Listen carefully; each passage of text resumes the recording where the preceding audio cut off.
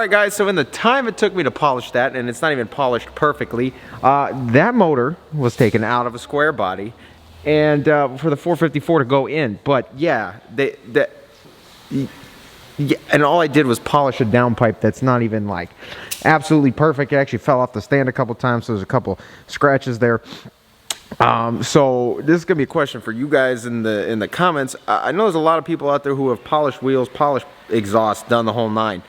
So up in here, obviously where the pipe got bent, you could see where it, you know, was on the machine and it bent. You see all the ridges and stuff. If I sanded that all the way out, like with the, because I was using 180, 220, 320, and then 400, and then I actually polished it out from there. But there's a lot of micro scratches in here. We'll use the Zephyr, you know, the Zephyr system, and then we ended up coming up with a metal polish to finish. But it's definitely not perfect, but this is just the downpipe. You're only going to see this spot, and this is the spot that you're going to see underneath the truck, and honestly that looks darn good. So anybody that comment with any tips on this, you know, polishing, because what we're going to do is actually do the rest of the exhaust. And yes, that's what we're going to do with this stack too. It's going to be a fully polished stack, whole 7-inch stack, fully polished. That's what we're doing with this. That's why I started with the downpipe. We're going to work our way all the way back, and this in the bed is going to be a fully polished stack. So that's what's exciting about that. Last time it was brushed, this time actually a full stainless polished stack, which is crazy. About, I think it's 41, 42 inches, so it'll sit at the top of the cab again. It's gonna look freaking sweet, especially if it gets you know, a better result than this. That's gonna look great back there. But like I said, anyone in the comments with any tips on this kind of stuff, yeah, let me know.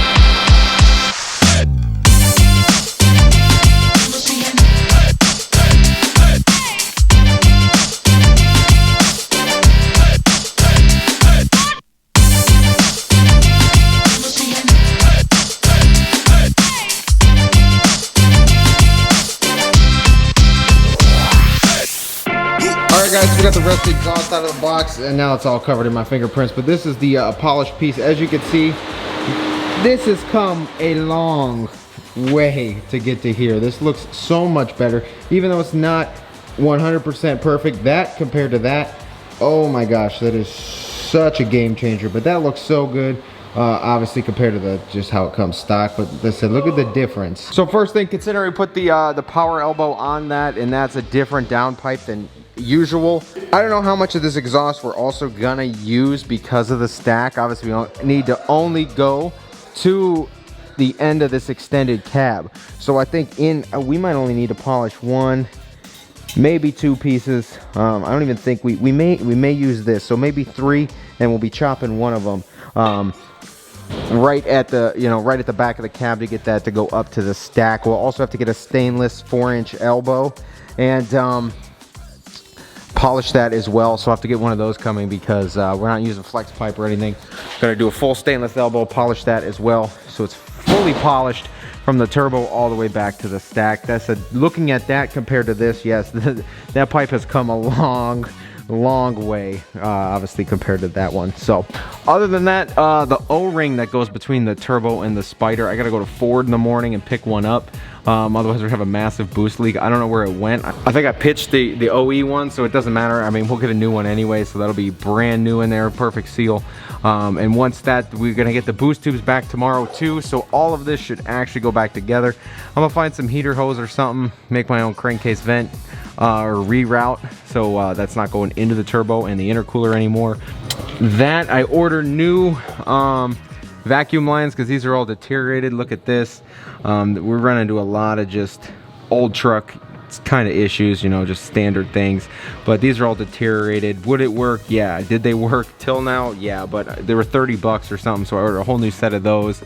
So we'll get that back soon. We can get that on, but like I said, I want to button up the motor and the rest of these power mods. So only thing we have left really is the bed and the lift, because other than that, this thing's coming together. I did find possible interior, working on that. Guy just needs to respond, but other than that, also need to figure out the wiring in these mirrors so those recon lights will work. Like I said, I'm not too worried if the thing doesn't actually switch back, because it'll be white and then the side LEDs will flash amber. but not just the whole, well, just not the whole bar. So not too concerned, but we'll be able to get that we'll be able to get that to work one way or another here soon. So do that, reassemble this mirror and tackle the other mirror, and hopefully not crack that glass, because that was a pain. But other than that, once that's all done, we can get this whole glass and all that stuff reassembled, and then hopefully we can get the headliner and all that stuff in. So little finishing touches here. Like I said, the exhaust, last minute decision on the whole polish thing, but I think that's definitely worth it.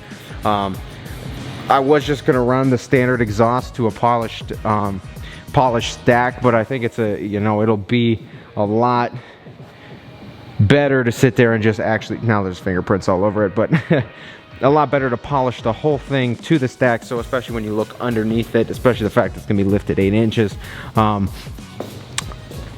if you look underneath it and you see that polished all the way back, especially that elbow, that's gonna look really good. As you can see, we got our steering over here untaped. This needs to go on after we paint the axles. We're gonna, like I said, brand new steering. This is nuts. This has turned into, like, when I said, oh, I'm gonna restore this, yeah, I didn't expect to go this far, but we are. So yeah. But I can't wait to get the lift done, get the quad shock, well, really 2 shocks, but it's gonna look like 4 with those resis up here.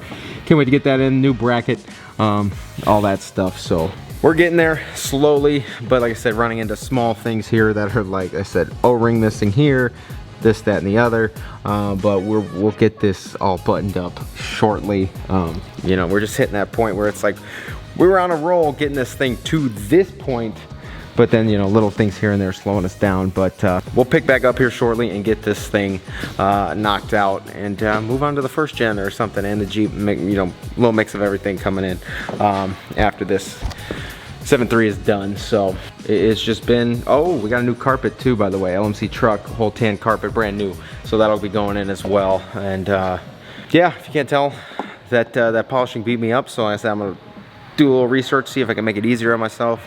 Any tips from you guys, very well appreciated.